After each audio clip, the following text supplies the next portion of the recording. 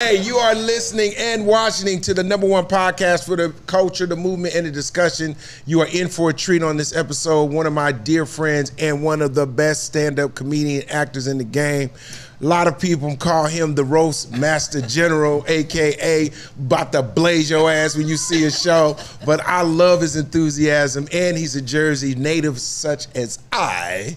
And we have a long history, and it's been a long time waiting to get him on the show. Ladies and gentlemen, make some noise for Jeffrey Ross in the building. Let's get it. Thank you, everybody. Let's get it. Thank Let's you, get Bill. it. You need it. You need it.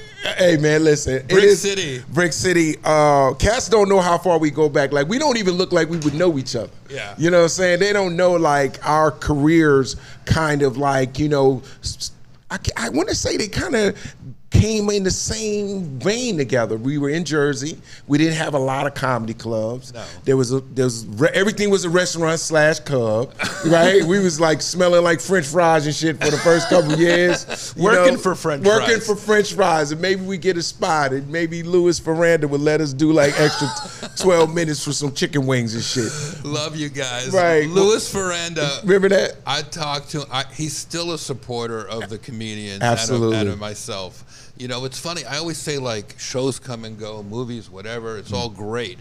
But it's the friendships that sustain us through this business. Absolutely. And through this life. I met Bill. I met you. I know I'm talking to the audience now because I'm just going to take over for a second. And Bill was always rooting for his friends, always rooting for the Jersey comics. Yes. you before you created that whole scene in Newark at the Peppermint, before all that, I met you online, outside, online. It looked like a soup kitchen, but it was the line to audition. Was it like Catch a Rising Star? At the Improv. In Hell's Kitchen, New York City. Oh, man. And I guess we were next to each other in a long line of people waiting to get 2 or 3 minutes to audition for that club. And I was just astonished by the fact that you were also born in Newark, like me, a Newark native, a Jersey guy. Yes. But we all looked like we were home. You looked great. And I was like, this guy's a star. This guy looks like a star. And if he's on this line, then I must be doing the right thing. Yeah. Everybody got it. You can't cheat the game. You know, back then, for cats that didn't know, when we talking early '90s. You know what I'm saying? Bill had a houndstooth, perfect suit on, perfect. But I only had two suits, and I just used to interchange them. You know what I'm saying? I always wanted to look like a star. That was one of my things. Like, I didn't want to look like an amateur. Yeah. I said, what if I look like I'm already a star? They might pick me or whatever. You know, that was my strategy. I wanted to look like a star, and it worked for me. You know, I dressed very, very nicely.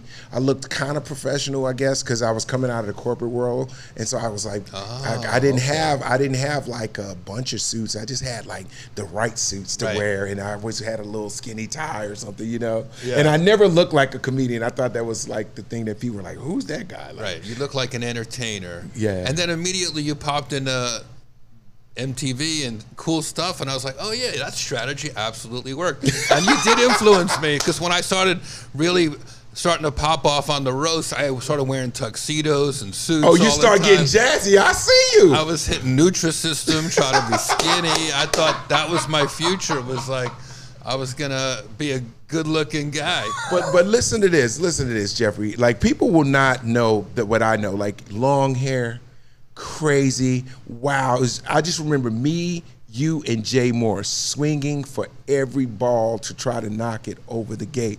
You know, doing Rascals, doing like these little shows, and like you said, shooting over to the city. People don't know how hard it is to grind. What was it like for you? Like, did you? Because initially, when I first met you, you weren't roasting. Right. You were just doing stand-up. Right. You didn't even get to that groove yet. How was it for you initially? It was a way to express myself. I didn't have relatives in show business. Okay. Newark, Union, New Jersey. Correct. Later, Springfield, New Jersey. I didn't come from a background in the arts at all. So to me, it was creative writing. It was a way to talk. I was shy, but it was a way to talk in public and express myself. And I was always astonished by the fact that somehow, miraculously, I was born in a free country, right?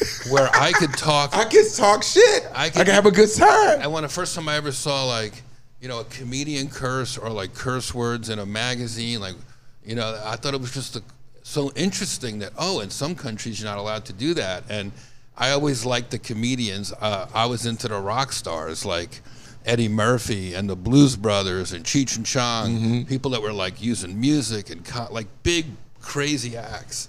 And that just blew my mind.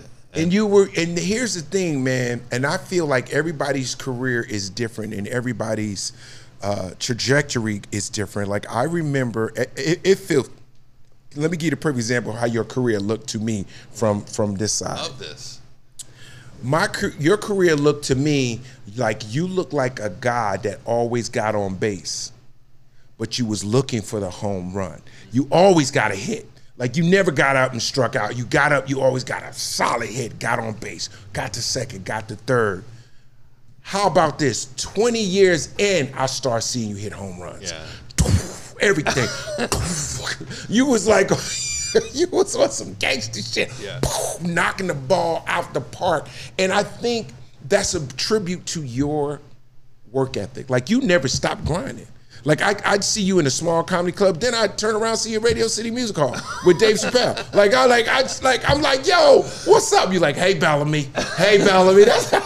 Oh yeah. So what do you think was the thing that really said, all right, now the industry is sort of like saying, okay, this guy's the real deal, and now I'm hitting the balls that I want to hit over the gate?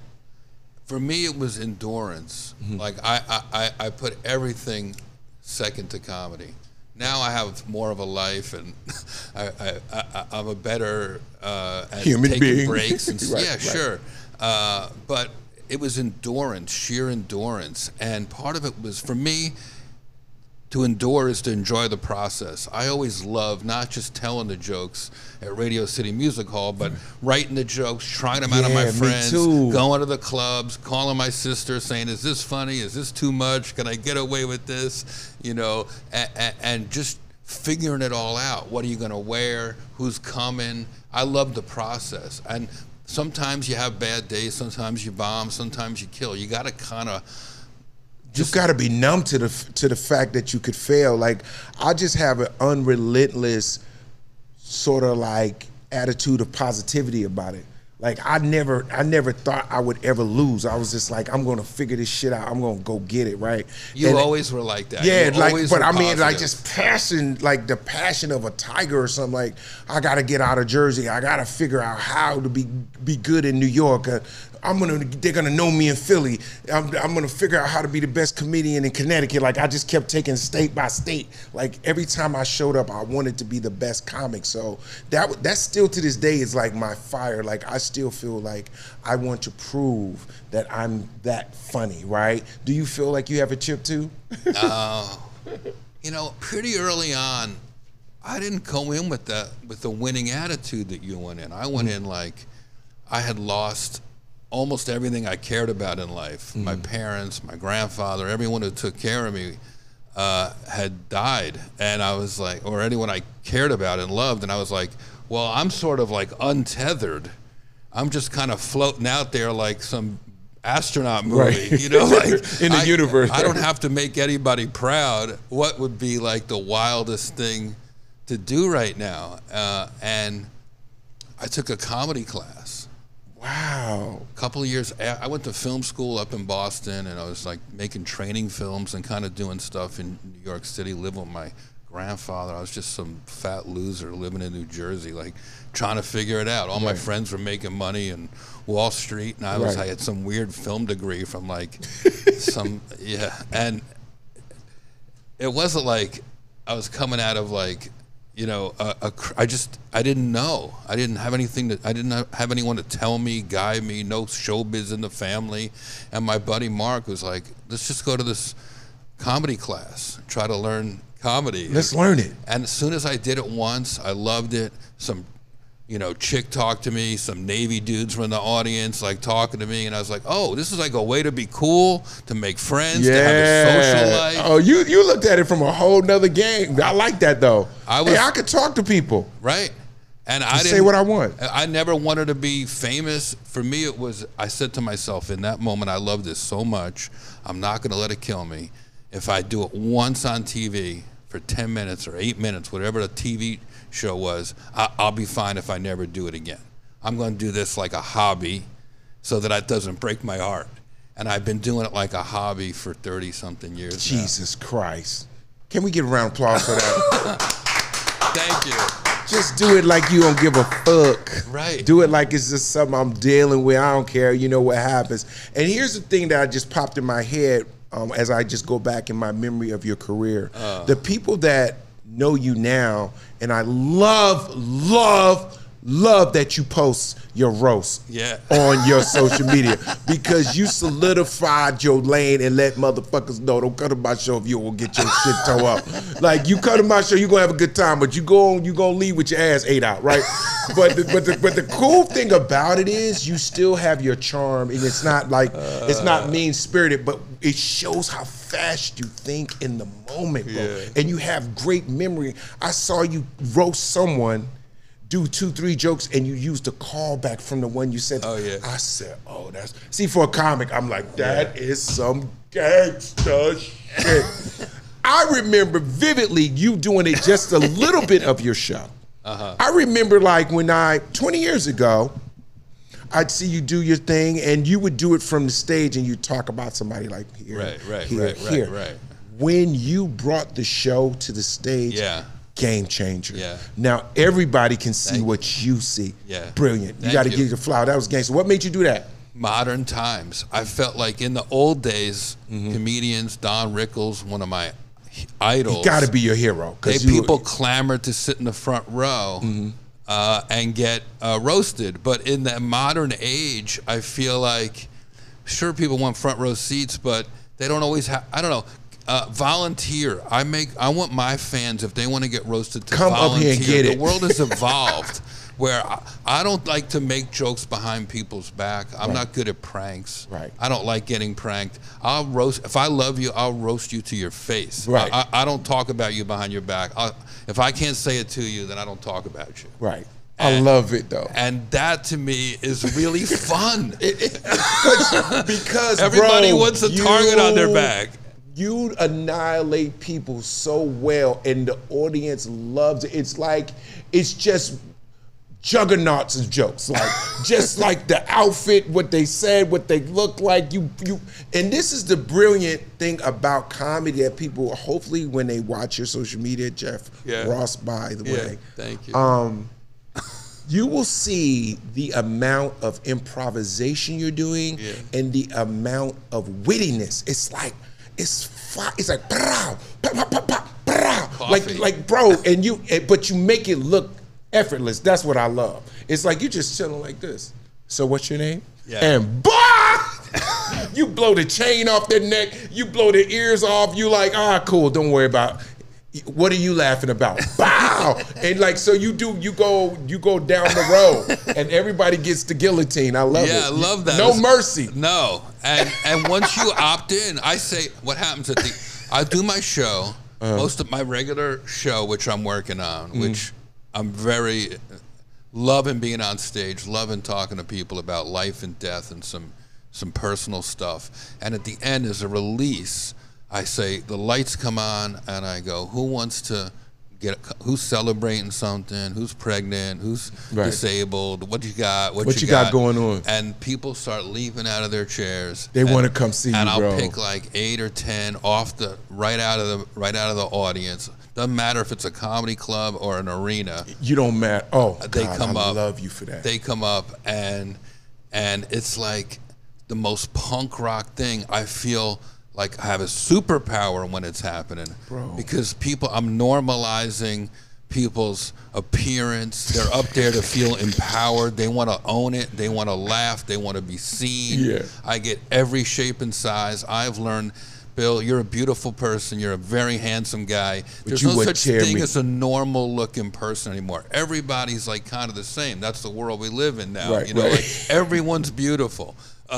So to me, the roast kind of embodies that. I say I only roast the ones I love. You opt in and say roast me. I consider that an honor to roast a fan at one of my shows. And man, I had people with deformities. I had a guy with, cerebral palsy the other day, begging me. His wheelchair came flying up to the front, and sometimes. But yo, you can't. But if you opt in, it is what it is. I think the fact that you do not shut down for nobody, that makes it even more, because they're like, I know he's not gonna kill the guy in the wheelchair. I know he's not gonna kill the old man that's sitting there, that's shaking. You tear his ass up. I had a Mexican guy with a shirt with his sleeves cut off his shirt the other day, and I posted this one. It said, "You look like you stormed the Capitol on Cinco de Mayo." It was good. It was good. What makes you say shit like that? Like, it's just what pops the first flash that comes in your brain. Sometimes I think of it so fast that I have to hold it because it doesn't even look real. Like, I'm like, oh, this guy, you know, and sometimes if somebody's really over the top, like, I'll put him towards the end of the lineup. Save him for the banger. Because I know I got a banger coming up. I'm like, I got my own little, like. You're like, I'm saving him for the end because I got the bank. So you already got that one cocked. You got that one in the back of your head. Oh, yeah. Oh, that's gangster. I had a fat couple in New Orleans. They were, you know, it was Mardi Gras, and they came on stage, and they were just this big, fat couple. Right? These just straight up, like, crab cake eating, honky, like Louisiana folks. Right. Just eat butter for everything. And I said, and they came on stage, and this is I have a jumbotron. This is with Dave Chappelle, and we're. All eyes, 18,000 people in this arena are staring at this couple. Like, what is Jeff going to say? And I'm like, you guys married? They're like, yeah. And I'm like, did you meet on Fat Tuesday?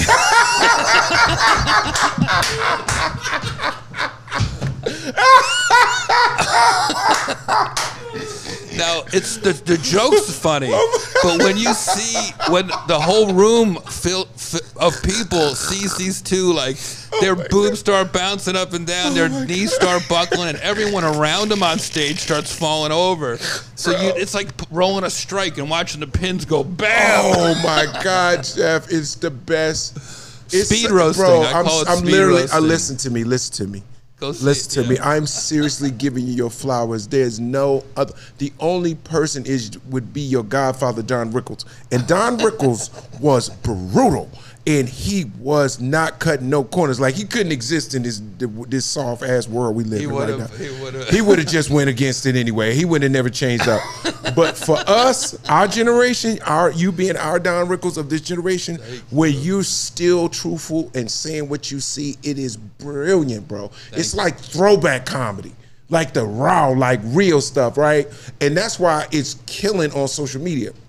Bro, I stopped the other night. I gave you 3-4 minutes. I had to see the whole thing. By the way, a lot of this fans are just throwing up. I don't even put this stuff up. They put it up for you. Yeah, that's even better. And I don't even. I just watch it like a fan. Sometimes I'm like, I forgot all about like this. That guy's good. Yeah. You know, people send me clips all day of jokes I forgot about. Bro, but see, when you do it in the moment, it's lost in that moment, but it's captured by film because you do it. Like you just said, Fat Tuesday, like it fit.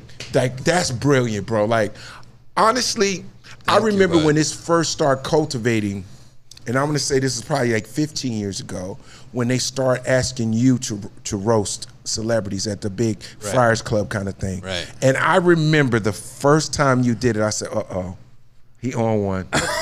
I said, oh, they should. Man. That's almost like when you give a comic that's good or a singer the microphone and they can really sing. I said, when they gave that motherfucking mic to Jeff, oh, it's a wrap. You're not getting it back. You did that seamlessly.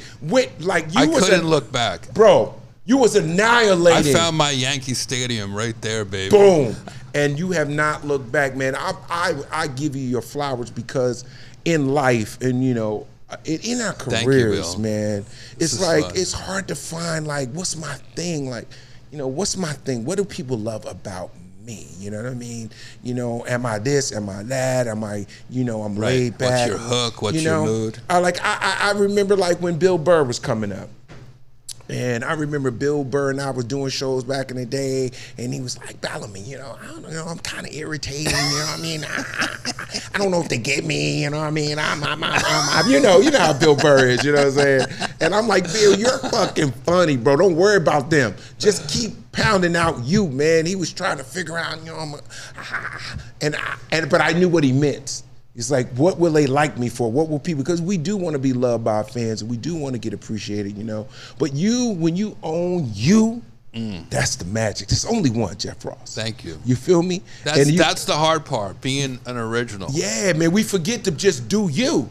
We be doing other people, oh, that's how you do it. You gotta do that kind of movie, then go over here, and then next thing you know, you could just do you and they come to you. Yeah. You know, yeah, and that's what that's the beauty of it. I feel like, and I know you must have some of this.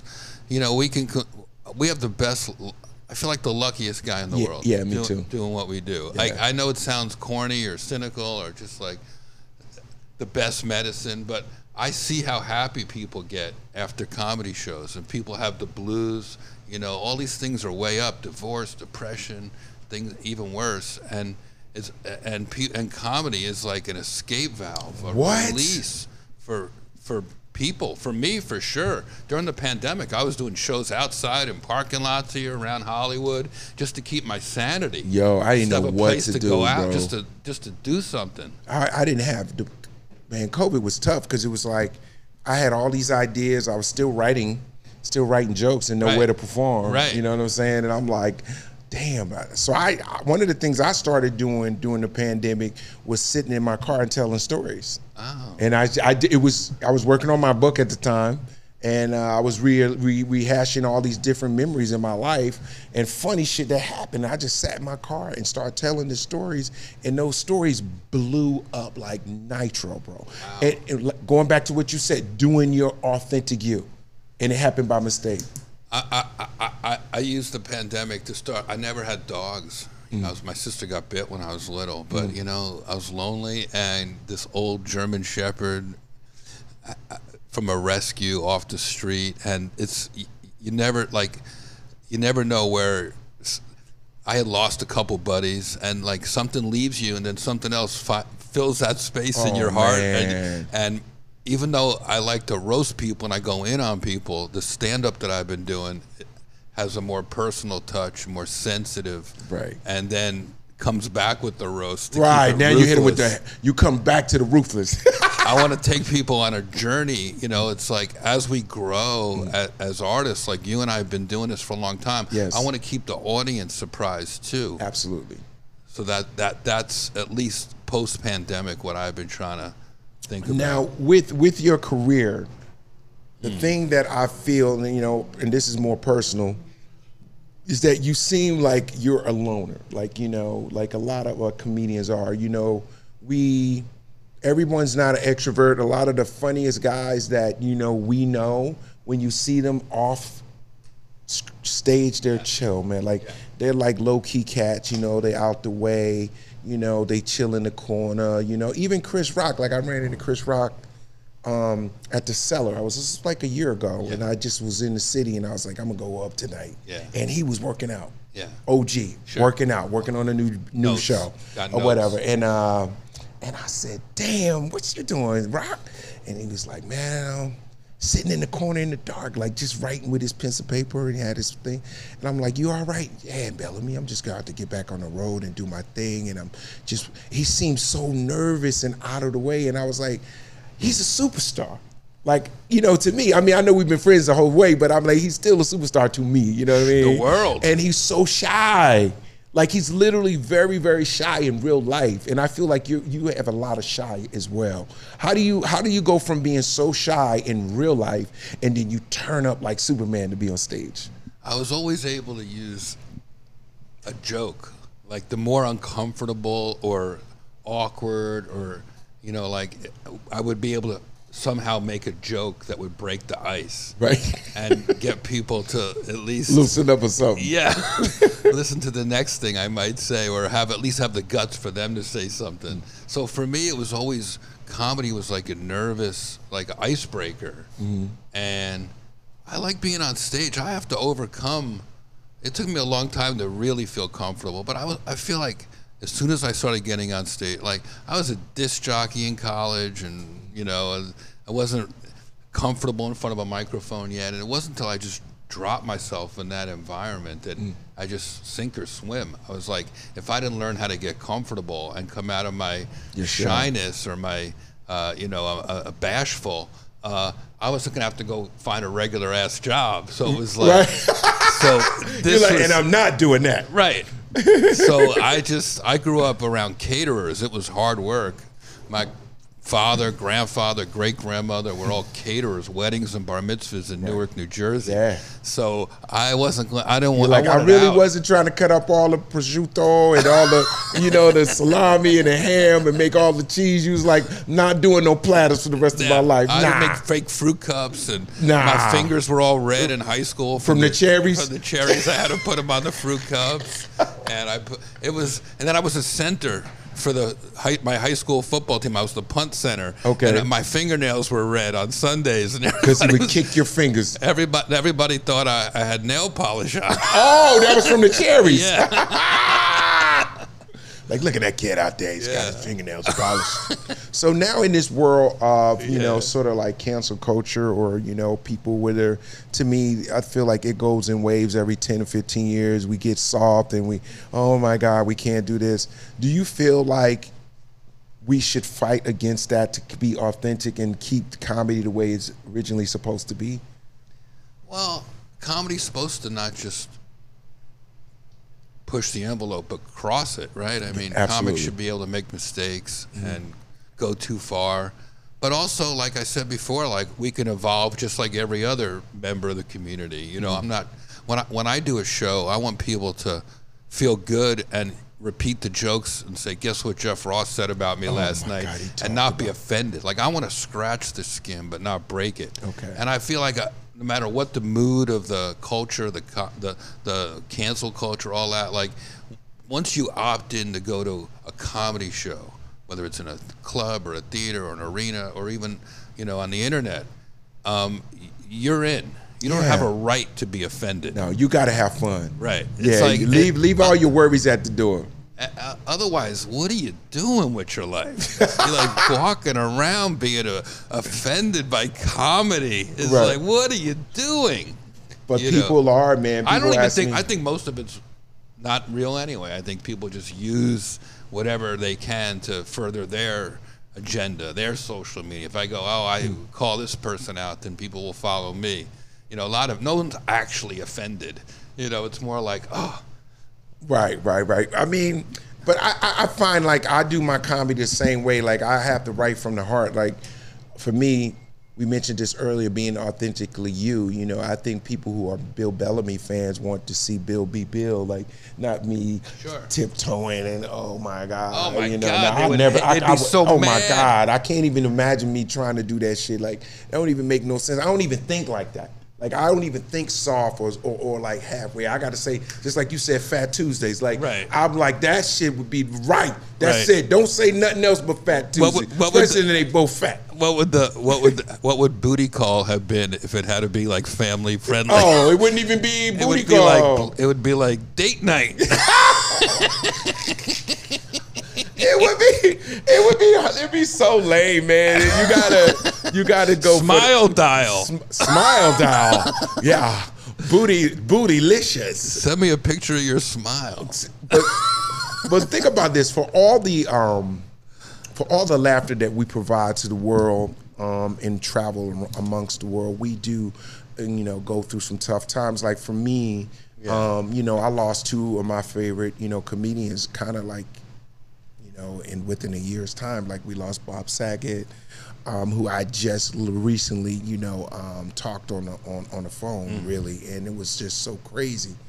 Couldn't believe that. That was I'm still not over that one. Exactly. And then Tyler Craig, which is a guy who did my show, Who's Got Jokes, was a really, really funny guy. And out of nowhere, boom, like I was just like, wow. And so when you have people close to you, and you have the same kind of friends I have, it just does something to you where you think about your morality. You know what I mean? You know, you think about your mortality, right. And like, oh my God, like I'm on the road, you know, by myself sometimes, and you know, I'm doing what I love. You know, do people care about me personally? Right. How does that make you feel, like when you see, you know, a guy like a Bob Saget, who we all hung out with, who we all did shows with, love, that's like, you know, David Arnold, I was on the phone with him. I saw him the week before. This was what I'm saying, 2 days before crazy. He was that's what's so upsetting, it's Bill, so crazy. is that these guys weren't like rotting away somewhere. These guys were out there doing good. On the road. Man. You know, and in Bob's case, on the road. On the road, and, you know texting you, checking on you. Sure. You know, there's certain guys that check on you. Yeah. Like George Wallace, you know, would just send me a text and say, hey, B, you doing? He always called me son. Hey, son, you all right? You all right, man? You out there? I love you, and ain't nothing you can do about, you know how he is, right? And then, you know, Bob would be like, Bellamy, we got to get together. Yeah. We got to get together for dinner, Eat some meat. Eat some meat. And so you miss that, you know, when everybody should have a friend like Bob Saget. Everyone, man. I wish you all a friend like that, man. I miss that guy. I went to life's harder without that guy in my life. That guy, if I needed any advice, my doctor I got through Bob, so many of my friends through Bob, and you know, that's what I'm saying. Yeah, you don't realize the impact that a person has in your life. You invest in people, and then when you lose them early, it's heartbreaking. It's heartbreaking, because there goes all that experiences you had together. I in my shows, I've been talking about Bob a lot. I've been talking about Bob Saget and Gilbert Gottfried a lot, because we lost them right in a row. That's what I'm saying, bro. And Will Smith, 3 in a row, just like that. The comedy world took some hits.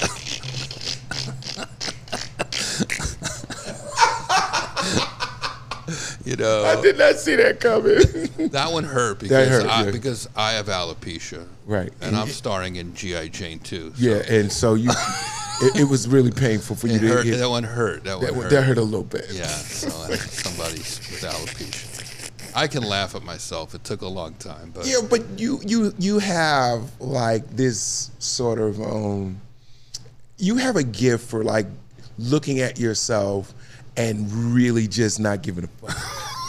That's dope, though. Am I getting roasted now? No, but I'm saying, like, you just don't give a fuck. Like, I know I look like if Amazon sold a Jeff Bezos blow-up doll. Yeah, right. Like, I would always see you, like, this is my I look impression. like The Rock if every meal was his cheat meal. Yo, listen. I can take a joke. I have thick skin. It's that Jersey thing. It's a Jersey thing. You know, you let it roll off your shoulders. But Jersey people are born like with an outsider's perspective. Help me with this theory, being a Newark guy. Yes. And here's the proof. Wearing a Yankees hat. When we're in New Jersey, growing up in Jersey, you have to. We didn't have our own teams. We didn't have our own radio station. We had to look into the slightly cooler thing, New York. If you wanted to see that, you had to go to New York or root for New York, even though you lived in New Jersey. And I think that helped give us a sense of humor. Yeah. Like, you're never really quite fitting in. You're sort of like, we're Jersey, right? Yeah. Like, we not New York. Like we got to prove something. We got to step it up a little bit. We got to be able to take a joke. Oh man, listen, man, I've always had, you know, this love for you, because it's like you remind me of the beginnings of my career. And whenever I see you, and this is the funny thing about you, you never want to be in the way. Like, this is the funniest thing. You always act like you're not a star, right? So we had some Hollywood shit, and you got on the nice little, you finally dressed up like you got some money, and you're like, Bellamy, hey, Jeff, I know it's you. Hey, I'm just saying, okay, cool. And you get your little cocktail and you just wither off. Like you not a fucking star. Like, this is the funniest shit to me. I'm like, Jeff, you are a fucking star too. Stop playing around. Do you realize that? Or are you doing that shit? I know! That's what I feel that way. Why? Because I walk around the world going, what am I going to eat? Where am I going to pee? What time do I have to get up? Like, I don't even get to... You don't even realize the imprint you have put on the game, man. That is actually kind of cool, though. Until I walk into your studio and I see 8 dudes sitting around waiting for me to make fun of them. And I'm like, oh, okay. Oh, yeah, I guess shit just got real. Something happened. Something happened along this way of me being very, very, very meek that I think I hit my groove, man. That's what I do appreciate it. I feel like sometimes I just can't believe it. Like, you know, I met D Wade with you a little earlier today, and his first thing he said was, "Best roaster, you're the greatest roaster." And I was like, "How did this happen? Because how does this champion know that I'm even in the world?" Bro. It's like you are the chef. And your food is so good, everybody know about the restaurant because of you. You keep cooking that shit, and it's your sauce. Yeah. I don't know what you put in that motherfucker, but it's dope, bro. And I'm glad that you are hearing it, and the universe is giving it back to you, your flowers. You deserve that. Thank you. You put your 30 in, 27, 29, whatever years it is, but it's great to have the universe give you your flowers, the love of the people. They appreciate you. They see your gift, and they love it. Like, you give people... Like you said, they walk out of your shows like, oh my God, he tore my ass off and I liked it. Yeah, oh my God, no one ever called me that fat. I'm actually fat. Right. Like, I'm fatter than the fattest, but I feel good about being fat. Like, it's just Sometimes it's like, I thought you were going to make fun of my boobs, but you made fun of my nose. That was so good. I was like, wait, what? Oh, you do have boobs, but I saw your big ass nose. So what's coming up in your next upcoming dates? We want to pump you up, man. Thank you, Bill. I'm gonna take a little break in the summer, go to Portland in August, and then I start hitting it hard again. I'm gonna go to I'm in Detroit in September, and at the Wilbur Theater in Boston in September. That theater. Yeah. Shout out to Beantown. And then I'm working on a more ambitious theatrical thing that I think I'm gonna premiere at the New York Comedy Festival. Oh, that's how you feeling about it? Yeah, Are you stepping outside your comfort zone? Yeah. I like that swag. I just got an offer from the New York Comedy Festival to try something new, something I worked on a lot early in my career, more of a one-man show type of a project, and mixed with roasting, I think it could be like really special. Everybody, you got to premiere it in New York. Yeah, you got to go home with that. I just want to be on stage. Like, I've been everywhere from, you know, Christchurch, New Zealand to Atlanta, Georgia, and back. You know, Paris, London, all in the last year. Like, I don't know if it was the pandemic. Maybe you can shed some light on what you've been experiencing, but people missed comedy for a couple years. We hear a lot of bullshit about like cancel culture, but the truth is the real fans they want to laugh. Packing these places. Oh my God, my most sellouts ever was during COVID. During COVID, I never with the mask on, with the mask on and the shield and the damn between the two tables. Them people was in there dying laughing. They needed it, bro. Comedy is medicine. I always thought it was good, but during COVID, it showed me that people need us. They enjoy that release and the endorphins that you get from laughter. Because you can't cry and laugh. No. Like, you know what I'm saying? So once they come see us and they get that big release, they walk home, they're in the parking lot going, man, I'm so happy we went. Yeah. We should go tomorrow. I always fantasize about when they're like in bed and they're quoting some joke of mine to help like break the ice, or when people are like on a first date, or maybe they haven't been romantic in a while, they've been together a long time. I go, I like being the wingman. I like when people come to my show, it's like kind of like an icebreaker. Like I'm there for you. That might be the title. Should be the title. The icebreaker. The icebreaker. I like That actually sounds right for you. Like, that's not bad. The icebreaker, yeah, because it's like, I'm going to bust this door down, I'm going to break it open, and once I open it, it's going to be bananas. The icebreaker tour. I'm going to think about that. You hit something, Bill. Yeah, maybe I might have to come and do a couple spot dates with you. Thank you. I never did a show with you like that. I've only done little, like, you do your 10 and I do my 10, but you need to see my hour. I'm mean. I want to come out and see it. Cold-blooded. I bet. I don't know if you want that fire. Then you could roast me. No. You're pretty. You'd be pretty sensitive, though. Yeah, I probably will. I'll fight you. The Jersey and me. I never did roast. I don't like them because all these roasts, nobody ever took a swing at. No, man, you know I'm a black belt in karate. Thank God. You better know jujitsu or something where you be slicing. Taekwondo. So here's a quick question before you get out of here. We always play this fun part of our show. It's called All Facts. We ask you a question, and all you have to do is tell the truth. If there were 5 people that you wanted to roast but you never got a chance to, who would they be and why? 5 people that I wanted to roast, but you didn't get a chance to. Living or dying. I would love to roast Bob Dylan. That would be one of the greatest roasts ever because he's. I love him. I love his music. He's a folk hero, and he also is like very roastable because he's old and crumpled and has a bad voice. Right. So it'd be good. It'd be good. That'd be a home run. Kanye would be an epic roast. He loves comedy, but don't know if he could take the jokes. I don't think he could take none of them. But I would pay $1,000 a ticket for that. He needs to be roasted by a Jewish person. Yeah. And I'm not I'm a very forgiving. I'm probably the only Jewish guy in America still wearing my Yeezys. You know, you still support. I pay good money for these. All right, so you got Kanye, got Bob Dylan. All right, I want to roast Tom Brady. We've been talking about that. That'd be nice. We've been talking about that. That to me would be an epic way to send him into his next phase. Oh my God! And I would like to roast.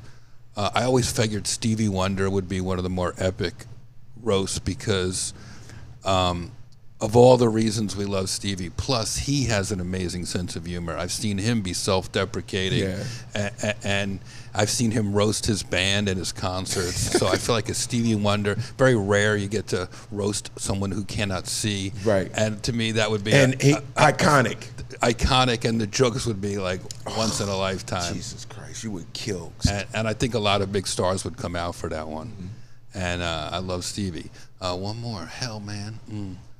What do you think? I would say if you got somebody like what would Kanye, your dream to see that? I would love for you to roast Kim Kardashian. Oh yeah.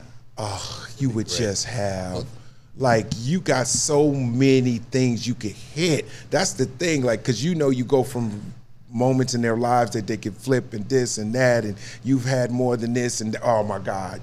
Oh, I already got. You know, it'd be a good roast because you could just see she has thick skin.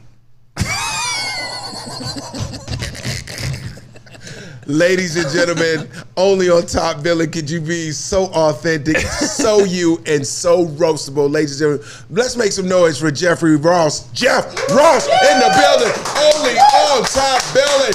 Coming through. Thank you, brother. Hey, man. It was great catching up with you, Oh, man. my God. I love it, bro. I love this whole setup in the window here. This is like... TRL? This is... Exactly. Yeah. That's what it takes me back to. It takes me back to TRL. Like, when I saw this, I said, man, this is MTV 2.0 and shit. But half the people walking by are like, wasn't there a weed shop here 2 weeks ago? Nice and long. What's up, baby? Welcome to Top Billing, man. Thanks for having me. Look at you. Look at you, baby. Hey, Jeff Ross in the building, only on Top Billing. Newark.